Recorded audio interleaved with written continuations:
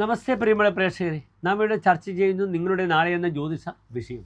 നിങ്ങളുടെ നാളെ 2025 ഒക്ടോബർ മാസം 17-ാം തീയതി, അതായത് 1201 കന്നിമാസം 31-ാം തീയതി. നാളെ കന്നിമാസം സമാപിക്കുകയാണ്. മറ്റന്നാൾ പുത്തൻ മാസം തുലാമാസം ആരംഭിക്കുകയാണ്.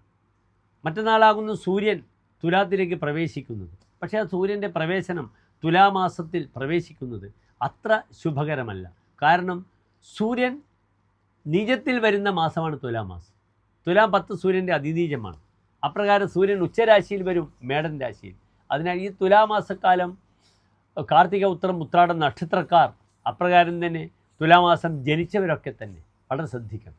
അനാവശ്യമായ വിവാദങ്ങളിലൊക്കെ പോകും ഈ ഒരു തുലാമാസക്കാലം. സൂര്യൻ നീചസ്ഥനാകയാൽ അതിനാൽ വളരെയധികം ജാഗ്രത പുലർത്തണം.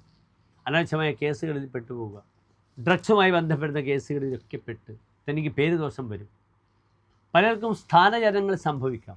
പ്രതിഭകൾക്കൊക്കെ തന്നെ തങ്ങൾ സ്ഥാനം നഷ്ടപ്പെട്ട് പ്രയാസങ്ങൾ അനുഭവിക്കുന്ന മാസമായിരിക്കും തുലാമാസം. സവിസ്തരം സൂര്യൻ്റെ തുലാമാസത്തിലേക്കുള്ള സഞ്ചാരത്തെപ്പറ്റി, അതുണ്ടാക്കുന്ന ഇമ്പാക്റ്റുകൾ നാം ചർച്ച ചെയ്യുന്നുണ്ട്. നാളെ വിശേഷിച്ച് എൻ്റെ പ്രിയപ്പെട്ട പ്രേക്ഷകർക്ക് നല്ല മുഹൂർത്തങ്ങളൊന്നും തരില്ല. നാളെ ഞങ്ങൾ ജ്യോതിഷികൾ കവിടി വെക്കാത്ത ദിവസമാണ്. സംക്രമത്തിന് അധിക ജ്യോതിഷികളും കവിടി വെക്കാറില്ല. ഞാൻ വെക്കാറില്ല. ഞാൻ കറുത്ത വാവിനും സംക്രമത്തിനും കവിടി ഉപയോഗിക്കാറില്ല. ആ സമയത്ത് നമുക്ക് പ്രാർത്ഥിച്ച് മുന്നോട്ട് പോകാം.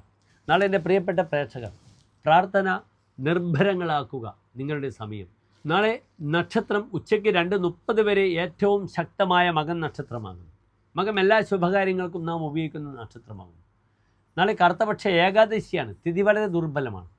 എങ്കിലും നാളത്തെ ദിനം എൻ്റെ പ്രിയപ്പെട്ട പ്രേക്ഷകർക്ക് ഏകാദശി വ്രതമെടുക്കാം, വിഷു ക്ഷേത്രത്തിലേക്ക് പോകാം, അപ്രകാരം സർപ്പക്ഷേത്രത്തിലൊക്കെ തന്നെ പോകാം.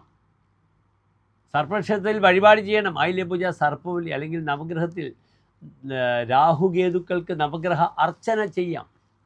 ഏകാദശി ഗുരുവായൂരപ്പന് പ്രിയപ്പെട്ട തുളസിമാല, പാൽപ്പായസം, വെണ്ണ നിവേദ്യം എൻ്റെ പ്രിയപ്പെട്ട പ്രേക്ഷകർക്ക് സമർപ്പിക്കാവുന്നതാണ്. നാളെ എന്തെങ്കിലും പ്രധാനപ്പെട്ട ആവശ്യങ്ങളുണ്ടെങ്കിൽ എൻ്റെ പ്രിയപ്പെട്ട പ്രേക്ഷകർക്ക് കാലത്ത് 7:30 തന്നെ എല്ലാ കാര്യങ്ങളും ചെയ്യുന്നതാണ് വളരെ ഉത്തമം. അതിനുശേഷം നല്ലൊരു മുഹൂർത്തങ്ങളൊന്നും തരാൻ നിർവാഹമില്ല പ്രിയപ്പെട്ട പ്രേക്ഷകരെ.